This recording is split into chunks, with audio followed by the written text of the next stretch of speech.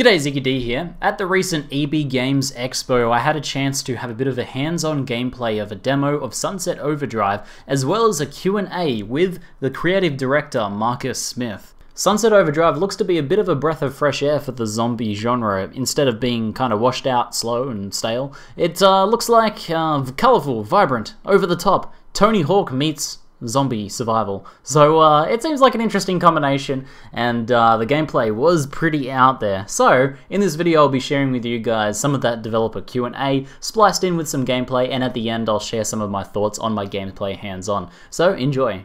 Hello, the perpetrator we're looking for today is 6'4", 175 pounds. The first case of Ebola was recognized. Sorry, it's like a CDC thing. I'm sorry, I'm supposed to introduce myself. My name is Marcus Smith. I'm the creative director of Sunset Overdrive, a game that's coming out here October 30th. Can you talk to us about some of the influences for the art style and music for the game? Oh yeah, so Sunset Overdrive was a game, originally it was a lot more sort of zombie apocalypse-esque, and Drew Murray, the game director, and I talked a lot about what would be fun for us to do, basically, and so music played a huge influence right away. We used to call it the rock and roll end times. We said, what would Iggy Pop, what would it be like if Iggy Pop were the last man on Earth? So instead of Will Smith cowering in a bathtub, it would be like Iggy strutting his stuff down the center lane of a freeway or something. So music always played a huge role in the game. It still does. We have this dynamic music system that we built. We have bands that we really like that made original content for us that unfolds as you play, becomes more intense and everything. But you know, the core of the game was fun in the end times. What's it going to be like instead of a dire end of the world scenario that we're used to? What if it was actually kind of cool? Like you get to do all the things you never get to do in normal society. And from that influenced the art style. That's how we came up with the vibrant world, because it's fun. It's just a great place to kind of hang out and spend time. Also, influences for gameplay? The biggest influence was our hatred of ladders, which is a little weird, but we originally, when we were a lot more sort of tower defense-y, kind of like what Chaos Squad, the night defense is on the floor here. We had a petrol station, we had, you were defending it from these hordes of monsters coming in, and we had a ladder to go up in between the two, and it was just awful. We said, this is a game that's about speed, it's about velocity, and then you're like, and nobody likes ladders ever, in life or in games. So the first rule was no ladders. We replaced those with exercise trampolines, like those little exercise trampolines. We had all those all over the world, and it was just super fun to bounce, and then that has started to influence a lot of other traversal mechanics. So then that became, well, instead of hiding behind cover, let's do this instead. It's much more fun to wall run and bounce and grind and shoot at the same time. So influentially, Tonyhawk, we used to say the game is like Tonyhawk with guns. A lot of traversal type games happen in the negative space, like you clamber up a wall and then you do the cool stuff in midair. This is a game like Tonyhawk where it's much more, you have to have a spatial awareness, you have to know I can bounce on that awning to get up there, to go over here. So it's very tied to the environment. So it's very like Tonyhawk. Jet Grind Radio or Jet Set Radio, depending on where you live in the world, is a big influence. Our own games are a big influence. I mean, there's a lot of Ratchet and Clank, Spyro the Dragon type influence in there. So yeah, kind of all over the place. It's like the mashup game of all time. Can you tell us what to expect from the multiplayer? Yes, so we have this very truncated version on the floor. It's called Chaos Squad. It's 8-player co-op. It's a big enough team that you don't feel like a loser when you get in, as like some team-based games where you're just like, if you're bad, they'll tell you.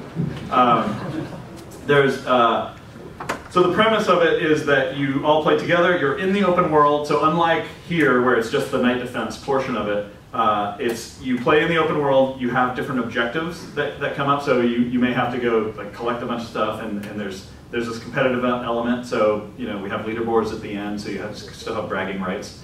And then you're offered up a couple more objectives that come up, and you guys have to vote. And there's a strategic element there, because depending on what objective it is, the night defense at the end is going to be either super hard, but with a bigger chance of reward, or much easier to succeed in with a lesser chance of reward. So there's this balance you have to strike in how hard you want that end night defense to be. But you play several objectives, you vote over them in between, and then you do a big night defense. And like the demo, it's chaotic. It lives up to its name, Chaos Squad, but it's super fun. How much impact is the storyline going to play on the actual game itself, though? Huge. I mean, Insomniac has only done sort of story-based campaigns. That's what we love. It's what we thrive on. Sunset Overdrive is no exception. We have a mission-based sort of linear story campaign that runs through. The story of the game, in case any of you don't know, is there's a multinational corporation called Fizco that releases a hot new energy drink, or they're weeks away from the worldwide release. They throw a big pre-release party at their hometown city of Sunset City, where you live, and it's great. It's all crazy. There's dubstep wubbing, there's duck-faced selfies and all that. And it turns out that Fizco kind of brute forced their way through FDA testing, and everybody who drank it turned into mutants, which I think happened at the original Red Bull introduction. I don't want to spread any rumors.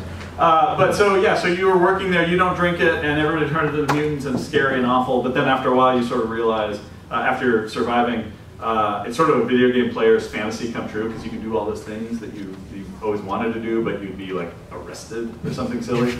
And so from then on out, it's going to be you as a survivor in the city. You're going to have to find other survivor groups and figure out their strengths and weaknesses. You're going to have to work together to try to take out Fizco, try to expose, because they've been covering all this up, they're trying to clean up the evidence. They have their robotic security forces actively out trying to eliminate the evidence, which really means witnesses, which means you. So yeah, there's a whole campaign storyline that is unique, is the way I would describe it. We try not to be like, oh, I've seen that in games before. We want to be like, that's weird. What's the creative process behind coming up with these weapon ideas?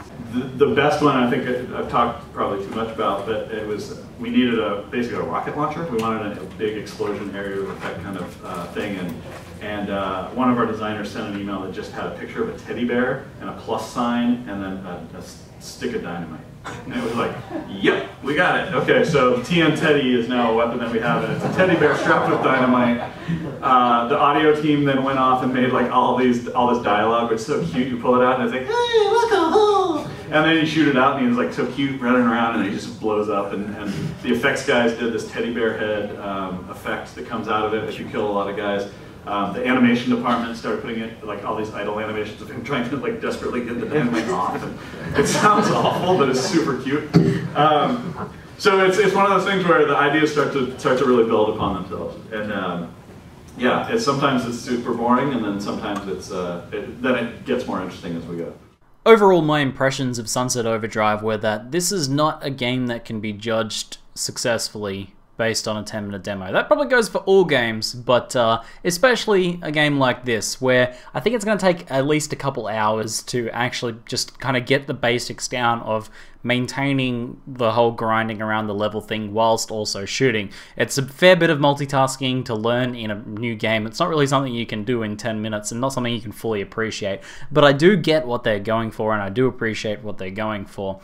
So it's a bit hard to judge how the gameplay is actually executed on that, as I said. And I do really like that they're trying to promote as much as possible using those game mechanics, because if they just put these mechanics in, but then there was no real reason to use it apart from to get around the level a little bit faster every now and then, it wouldn't be something that would really set the game apart. But they actually have this like overdrive meter or this power meter that builds up slowly as you grind around the level, and if you spend time walking around instead, like as in a traditional zombie or tower defense game, then that meter starts to drop, and that meter will give you gameplay advantages and benefits. It also boosts your score by being grinding around constantly, so the players that top the score for their team are going to be the ones that are constantly grinding whilst also dealing damage. So I really liked that they were trying to incentivize that a lot, and I got the sense of that. I just couldn't actually do it. It's pretty tricky. But I think with a bit of practice and with a bit of learning, this could be quite fun. I do love the idea of combining a Tonyhawk style game with constant grinding and flipping around and wall running and things like that, whilst also it's just a nice way to spice up the whole idea of a zombie tower defense survival sort of thing. So by now you should hopefully know whether this is the sort of game where you'd want to keep your eye on it or not. It's not going to be for everyone, I'm sure, but for those of you guys who have an interest in both Tonyhawk style games and zombie survival games, and maybe a little bit of tower defense thrown in there, then this is one to probably keep your eyes peeled for. Anyway, hopefully you enjoyed my developer Q&A session and hands-on impressions. If you have any questions about the game or the Q&A session, feel free to ask them in the comments below. That's it for now. I'm ZiggyD, and thanks for watching.